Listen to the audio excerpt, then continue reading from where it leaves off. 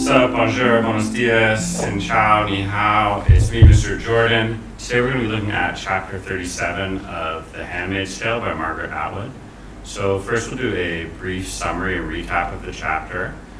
Then we're getting into a closer line-by-line reading and analysis of the text. And finally, we'll finish off with some vocabulary words, along with the context and definitions of those words. Brief recap of chapter 37. So in this chapter, we begin in this club, or the sort of speakeasy, where the commander has brought our narrator off red. And she's dressed up in this glittery, sparkling gown, and it's clearly an illegal outfit, and everything taking place in this club is illegal and illicit. That's part of its appeal. So the first thing she notices is there's a room full of women, right? The whole club is women dressed up in cheerleader outfits, in old school burlesque attire, so froofy frills, negligees, swimsuits, bikinis, all the sort of sexually provocative or revealing clothing that's no longer allowed in Gilead. And the women are on display, right? They're being shown off like pieces of meat, objectified here.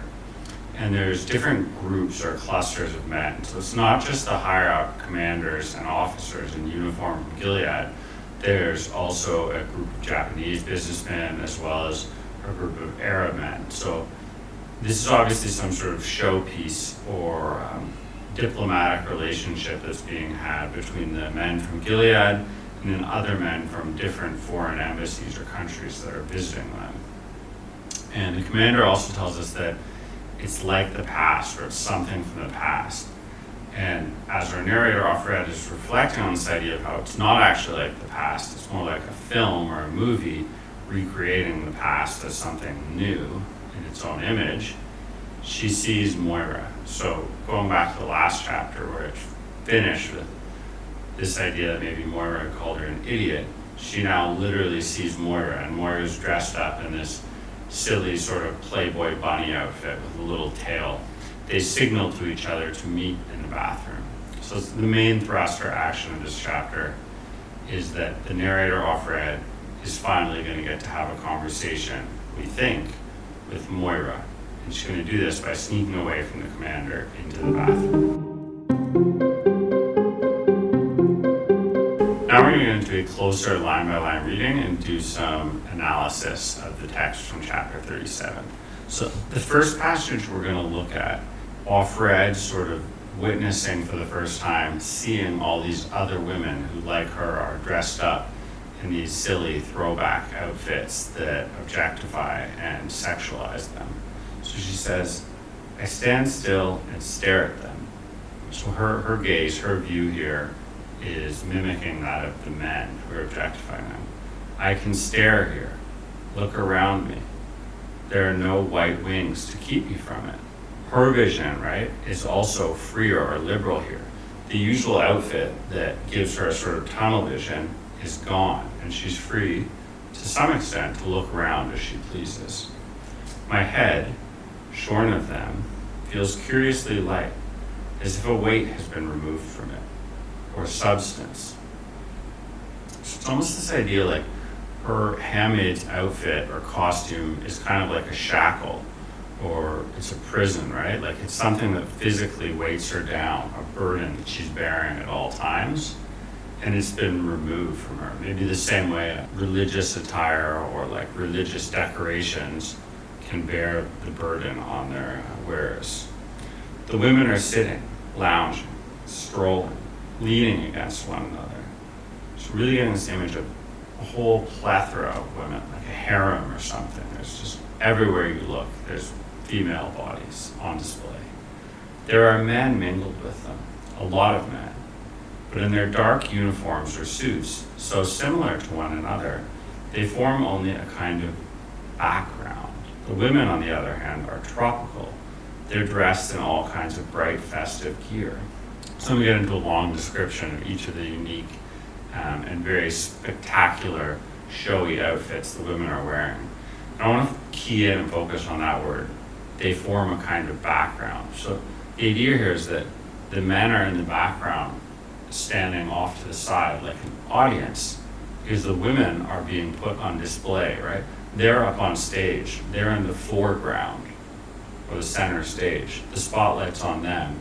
The stare, the gaze is at the women who are being forced to preen and sort of dance or put on a show for these men who are allowed to sort of hang back and passively view. So this very intriguing section where the commander suggests this club is like the past.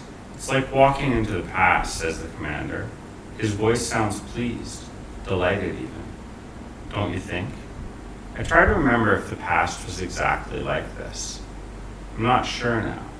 I know it contained these things, but somehow the mix is different. A movie about the past is not the same as the past.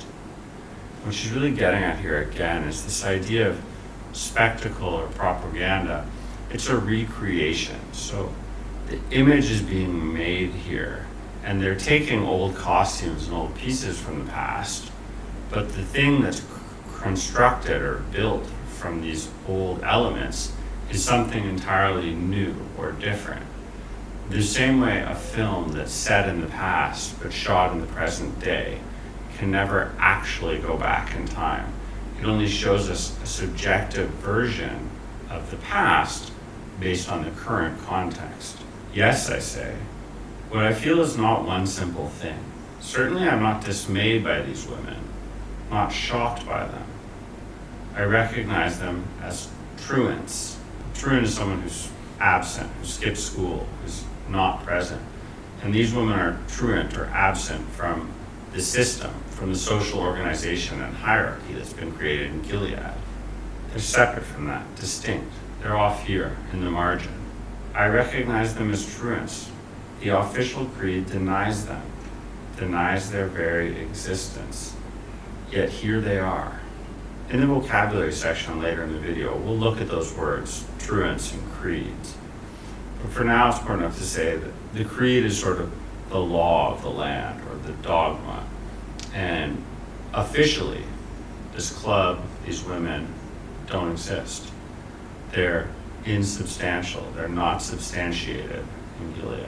Then there's this final passage where the commander and Offred kind of debate or go back and forth and discuss what exactly is this place they are, this club. Well, that's what we call it among ourselves, the club. This is the commander speaking. I thought this sort of thing was strictly forbidden, I say. Well, officially, he says. But everyone's human, after all.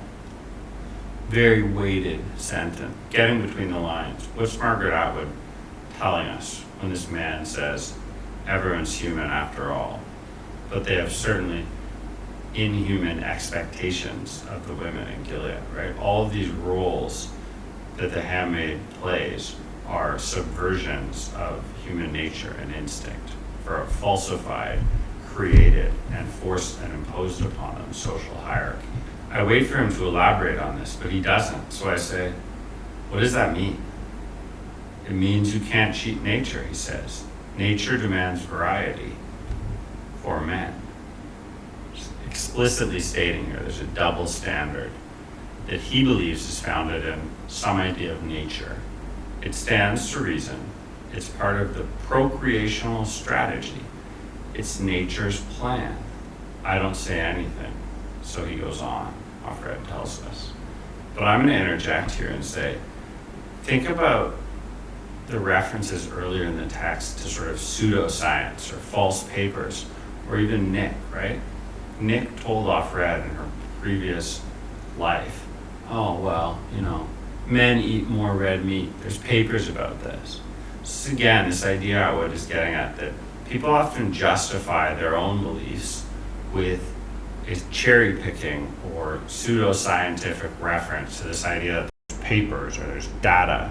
You hear it now all the time, right? Some company or person or politician says, oh, there's big data that backs this up. And of course, the important thing is how you interpret and use data. Everyone can find a piece of data that is just information, i.e. evidence, to support their claim. To be a critical thinker, you have to look at the evidence from both sides. You have to weigh evidence and substantiate something by finding the balance or equilibrium between both sides of a debate. Women know that instinctively, he says. Why did they buy so many different clothes in the old days? To trick the men into thinking there were several different women, a new one each day. He says this as if he believes it. But he says many things that way. Maybe he believes it. Maybe he doesn't. Or maybe he does both at the same time. Impossible to tell what he believes. I think there's a really deeply unsettling passage. So Offred is implying implicitly here that the commander may in fact believe his own lies. And if he's full on integrated this system of thought into his own, when that happens, when the ideal becomes higher than the reality, that's often when other people get sacrificed the idea, right? So this idea of sort of genocide or a mass slaughter of a certain group of peoples, a religion, an ethnicity in the name of a certain belief. The system of belief becomes more valuable, truer than humanity. It's a very dangerous, dangerous thing. Now we're going to look at some of the vocabulary from chapter 37. The first word is masquerade, a false show or pretense, the wearing of disguise, a masked ball. And it comes from the French word mascarade, which means literally to be masked. And Atwood, of course, is using both meanings here. The women are dressed up in masquerade-like attire. Some of them are even quite literally wearing a mask. Moira, for example, is masquerading as a bunny rabbit. But it's also this idea that the whole place is a false show or pretense. The existence of this club proves that Gilead itself and the commander, his beliefs, are a false pretense. It's a fake show. The pravaganza, not real. They don't actually believe this system of commanders and handmaids, etc., works. Because they need to have a little asterisk, something else happening in parentheses on the side. Otherwise, it won't function. Truant. So a truant is a pupil who, like a student, who is not at school or in class and doesn't have an explanation. Truant also means someone that's wandered or strayed away from the path. And I think there's this idea that these are the women who've wandered or strayed away from the path of Gilead, from the new straight and narrow line, from the establishment they're supposed to follow. So a creed is a system of religious belief or faith. And it's a set of beliefs or aims which guide someone's actions. So the key here is that the commander is essentially showing us, as are all the other men in uniform, that they don't really have faith in their own creed. If this club exists, it shows that they're happy to break their own rules, that they don't believe. This is key. They're not believers. They're non-believers. Offred struggled throughout the text with whether she can believe or not believe, be or not be, like the famous old line, to be or not to be, the Shakespearean sonnet, right? And here we find out all along the commander doesn't really believe. He has no faith. So it's a false creed, this Gilead. Jocular. It's used in the context of jocularity. So she says the man, the commander, has jocularity or a jocular tone in his voice. And we often think of this as like a jock, like a manly thing, something to do with sports. And it means literally fond of or characterized by joking, humorous, or playful. And I think there's a double meaning here, a pun, as Atwood's so often fond of doing.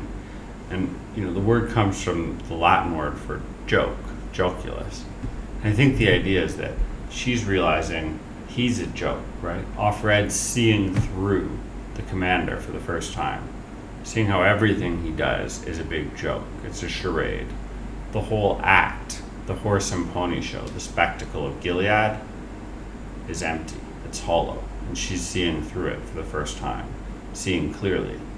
And it's no coincidence that this is in the chapter where she finally sees Moira, who's been acting as her conscience throughout the...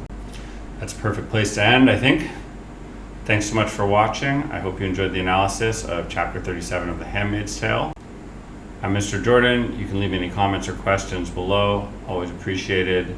Take care until the next chapter.